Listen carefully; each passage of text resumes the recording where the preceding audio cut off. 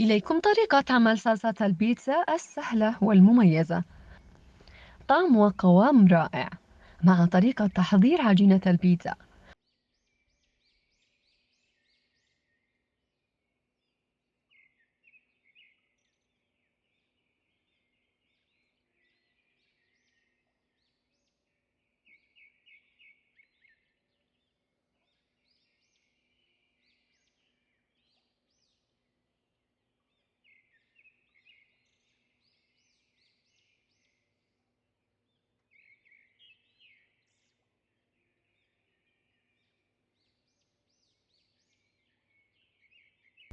نسخن الزيت ومن ثم نضيف الثوم ونقليه قليلا.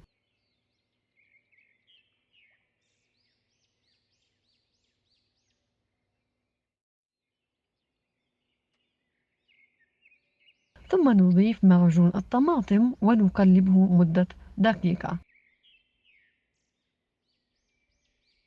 بعد ذلك نضع عصير الطماطم ونحرك حتى يمتزج الخليط مع بعضه.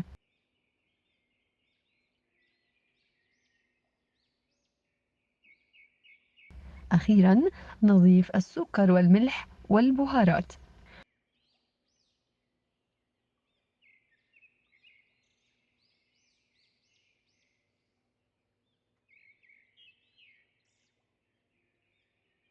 ونقلبهم مع بعض وتترك على نار متوسطة مدة 10 دقائق، ومن ثم على نار هادئة مدة 15 دقيقة.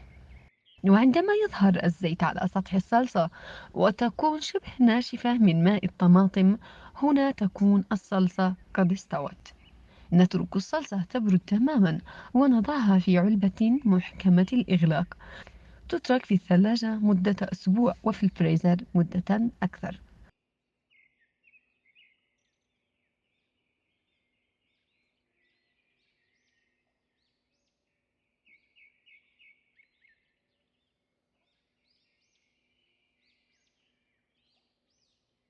طريقة عجينة البيتزا: نخلط جميع المكونات في العجانة ونعجن لمدة 5 دقائق على أعلى سرعة.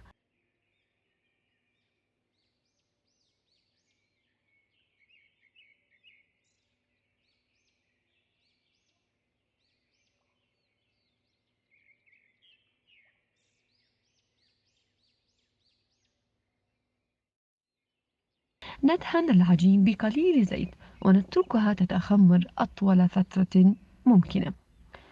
عجينة البيتزا كلما كانت مدة التخمير أكثر كلما كانت النتيجة أفضل. أنا تركت العجينة تتخمر لمدة 3 ساعات.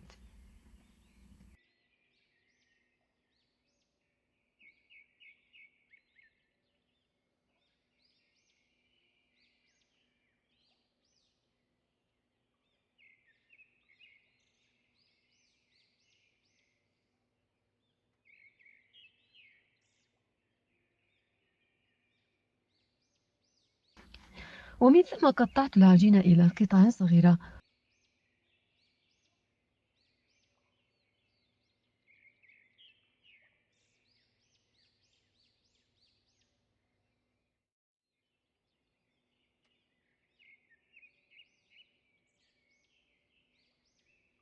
وتركتهم مدة 5 دقائق. قمت بفردهم بعض الشيء وعملت ثقوب في المنتصف.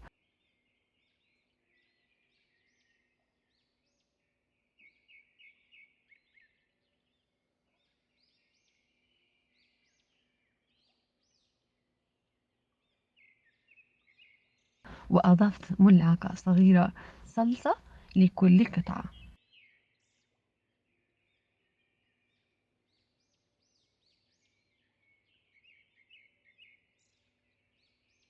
الجبن الذي استخدمته هو 3 أنواع: جبن موتزاريلا، جبن تشيدر أبيض، وقليل من جبن البارميزان. جبن الموتزاريلا الأكثر استخداما والأقل استخداما هو جبن البارميزان.